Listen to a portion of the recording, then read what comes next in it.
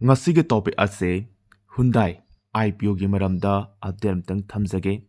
ꯉꯁꯤꯒꯤ ꯑꯞꯗꯦꯠ ꯑꯁꯤꯗ ꯈꯪꯃꯤꯟꯅꯒꯗꯧꯔꯤꯁꯤ ꯂꯩꯕ ꯐꯪꯍꯧꯕ ꯀꯥꯡꯕꯨ ꯑꯃ ꯂꯩꯔꯒꯅꯤ ꯑꯃꯗꯤ ꯂꯩꯕ ꯐꯪꯍꯧꯗꯕ ꯀꯥꯡꯕꯨꯁꯤꯡ ꯑꯗꯨꯒ ꯍꯧꯖꯤꯛ ꯃꯥꯔꯀꯦꯠ ꯄ꯭ꯔꯥꯏꯁꯇ ꯂꯨꯄꯥ ꯀꯌꯥ ꯄꯤꯔꯤ꯫ Hyundai ꯍꯥꯏꯔꯤꯕ ꯑꯁꯤꯅ ꯃꯥꯔꯀꯦꯠꯇ ꯌꯥꯎꯔꯕ ꯃꯇꯨꯡꯗ ꯃꯥꯔꯀꯦꯠ ꯑꯁꯤ ꯒꯦꯞ ꯑꯞꯇ ꯊꯣꯡ ꯍꯥꯡꯒꯗ꯭ꯔꯥ ꯅꯠꯇ꯭ꯔꯒꯅ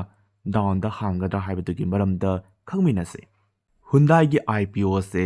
ꯍꯧꯈꯤꯕ ꯑꯣꯛꯇꯣꯕꯔꯒꯤ ꯇꯥꯡ 15ꯗꯒꯤꯅ ꯑꯣꯛꯇꯣꯕꯔꯒꯤ ꯇꯥꯡ 18 ꯐꯥꯎꯕꯗ IPO ꯇꯥꯈꯤ꯫ ꯃꯁꯤꯗ ꯑꯩꯁꯨ IPO ꯑꯁꯤ ꯁꯔꯨꯛ ꯌꯥꯅꯅꯕ ꯂꯩꯖꯈꯤ꯫ ꯑꯗꯨꯕꯨ ꯂꯩꯔꯤꯕ IPO ꯑꯁꯤ ꯂꯩꯕ ꯐꯪꯈꯤꯗ꯭ꯔꯦ꯫ ꯃꯁꯤ ꯐꯪꯈꯤꯗꯕꯒꯤ ꯃꯔꯝ ꯑꯁꯤ ꯂꯩꯔꯤꯕ ꯃꯥꯔꯀꯦꯠꯀꯤ ꯚꯦꯂꯨ ꯑꯁꯤ ꯑꯩꯅ ꯌꯥꯝꯅ ꯅꯦꯝꯅ ꯂꯩꯔꯨꯕꯅ ꯃꯔꯝ ꯑꯣꯏꯔꯒ ꯂꯩꯕ ꯐꯪꯈꯤꯗꯕꯅꯤ꯫ ꯃꯣꯏꯅ ꯁꯤꯌꯔ ꯑꯃꯗ ꯄꯤꯔꯤꯕ ꯄꯩꯁꯥ ꯑꯁꯤ ꯂꯨꯄꯥ 1,765ꯗꯒꯤꯅ ꯂꯨꯄꯥ 1,960 ꯐꯥꯎꯒꯤ ꯃꯅꯨꯡ ꯑꯁꯤꯗ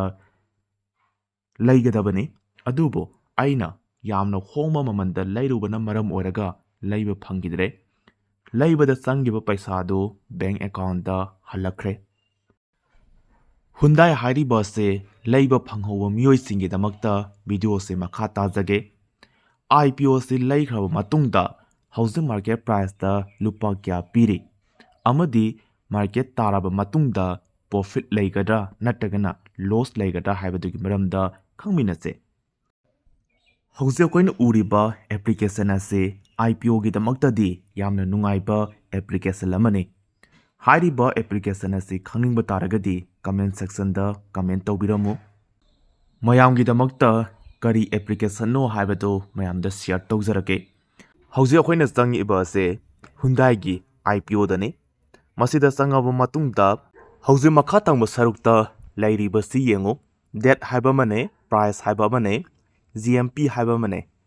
ꯑꯦꯁꯇꯤꯃꯦꯠ ꯍꯥꯏꯕ ꯑꯃꯅꯦ꯫ ꯂꯩꯔꯤꯕ ꯃꯈꯜ ꯃꯔꯤ ꯑꯁꯤꯗ ꯑꯩꯈꯣꯏꯅ IPO ꯑꯁꯤ ꯑꯞ ꯀꯥꯒꯅꯤ ꯅꯠꯇ꯭ꯔꯒꯅ ꯗꯥꯎꯟꯗ ꯀꯨꯝꯃꯒ ꯊꯣꯡ ꯍꯥꯡꯒꯅꯤ ꯍꯥꯏꯕ ꯑꯁꯤ ꯃꯁꯤꯗ ꯌꯦꯡꯉꯕ ꯃꯇꯨꯡꯗ ꯑꯩꯈꯣꯏꯅ ꯈꯪꯕ ꯉꯝꯒꯗꯣꯏꯅꯤ꯫ Hyundai ꯍꯥꯏꯔꯤꯕ ꯀꯝꯄꯅꯤ ꯑꯁꯤ ꯏꯟꯗꯤꯌꯥꯒꯤ ꯄꯨꯋꯥꯔꯤꯗ ꯈ꯭ꯋꯥꯏꯗꯒꯤ ꯌꯥꯝꯅ ꯆꯥꯎꯕ IPO ꯄꯨꯔꯒ ꯂꯥꯛꯈꯤꯕ ꯀꯝꯄꯅꯤ ꯑꯃꯅꯤ꯫ ꯑꯗꯨꯕꯨ IPO ꯑꯁꯤ ꯏꯟꯗꯤꯌꯥꯗ ꯌꯥꯝꯅ ꯐꯖꯕ ꯑꯃꯗꯤ ꯑꯣꯏꯈꯤꯗ꯭ꯔꯦ꯫ ꯃꯥꯔꯀꯦꯠ ꯇꯥꯔꯕ ꯃꯇꯝꯗ ꯃꯥꯁꯤ ꯄ꯭ꯔꯣꯐꯤꯠ ꯂꯩꯒꯗ꯭ꯔꯥ ꯅꯠꯇ꯭ꯔꯒꯅ ꯂꯣꯁ ꯂꯩꯒꯗ꯭ꯔꯥ ꯍꯥꯏꯕꯗꯨ ꯌꯦꯡꯃꯤꯟꯅꯔꯁꯤ꯫ ꯄ꯭ꯔꯥꯏꯁꯇ ꯂꯩꯔꯤꯕ ꯑꯁꯤꯅ IPO ꯇꯥꯈꯤꯕ ꯄꯩꯁꯥ ꯑꯗꯨꯅꯤ꯫ ꯂꯨꯄꯥ 1,960ꯅꯤ꯫ ꯑꯗꯨꯒ IPO ꯑꯁꯤ ꯐꯖꯒꯅꯤ ꯅꯠꯇ꯭ꯔꯒꯅ ꯐꯖꯔꯣꯏ ꯍꯥꯏꯕ ꯑꯁꯤ GMP ꯍꯥꯏꯔꯤꯕ ꯑꯁꯤꯗ ꯑꯩꯈꯣꯏꯅ ꯈꯪꯕ ꯉꯝꯒꯗꯣꯏꯅꯤ꯫ GMP ꯑꯁꯤꯗ ꯄꯩꯁꯥ ꯆꯥꯎꯔꯤꯕ ꯃꯈꯩ IPO ꯇꯥꯔꯛꯄ ꯃꯇꯝꯗ ꯄ꯭ꯔꯣꯐꯤꯠ ꯂꯩꯒꯗꯣꯏꯅꯤ꯫ GMP ꯑꯁꯤꯗ ꯃꯥꯏꯅꯁ ꯆꯠꯂꯛꯄ ꯇꯥꯔꯒꯗꯤ IPO ꯇꯥꯔꯛꯄ ꯃꯇꯝꯗ ꯄꯩꯁా ꯃꯥꯡꯒꯗꯣꯏꯅꯤ꯫ ꯑꯗꯨꯅ GMP ꯑꯁꯤꯗ ꯄꯩꯁꯥ ꯐꯖꯕ ꯑꯃꯗꯤ ꯗꯔꯀꯥꯔ ꯂꯩ꯫ IPO ꯑꯁꯤꯗ ꯐꯖꯒꯦ ꯍꯥꯏꯕ ꯇꯥꯔꯒꯗꯤ ꯄ꯭ꯔꯥꯏꯁꯅꯦ ꯑꯃꯗꯤ GMPꯅꯦ ꯍꯥꯏꯔꯤꯕ ꯑꯅꯤꯁꯤ ꯇꯤꯟꯁꯤꯟꯅꯔꯕ ꯃꯇꯨꯡꯗ ꯑꯦꯁꯇꯤꯃꯦꯠꯇ ꯄꯩꯁꯥ ꯌꯥꯝꯅ ꯋꯥꯡꯅ ꯂꯩꯕ ꯇꯥꯔꯒꯗꯤ ꯃꯥꯔꯀꯦꯠꯇ ꯂꯥꯛꯑꯕ ꯃꯇꯨꯡꯗ ꯄ꯭ꯔꯣꯐꯤꯠ ꯂꯩꯕ ꯑꯃ ꯑꯣꯏꯒꯗꯣꯏꯅꯤ꯫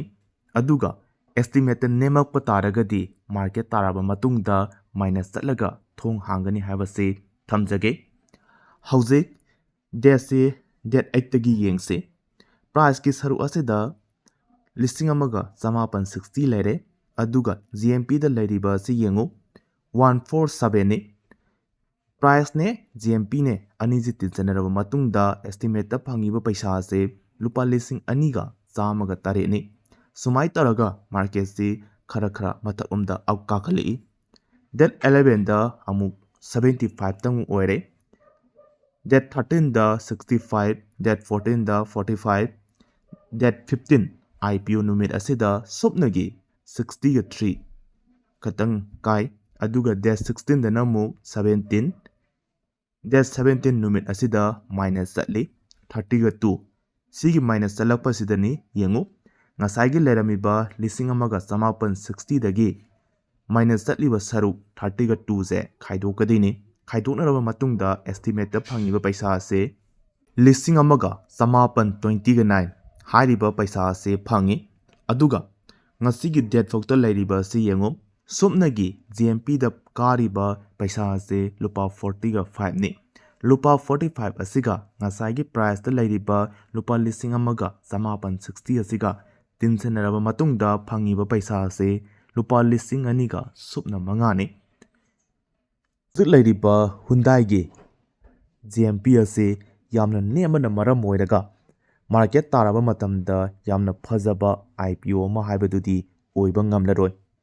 aduga hauzik chatliba stage sida sum chatpa taragadi aina thadagiba paisa adudi minus ti chatlaroi aduga profit ti yamna phangba ngamaroi haibase thamjage masini Hyundai gi maramda ngasigi mayamda pijaba update matung tarakpada anauba update amuk puduna lakjage ngasigidi matang swaida loisanjage